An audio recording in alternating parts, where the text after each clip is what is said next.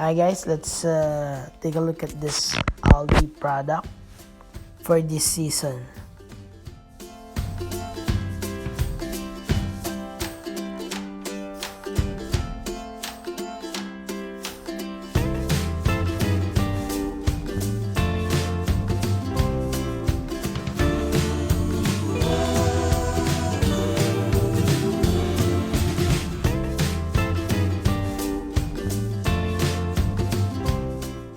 Includes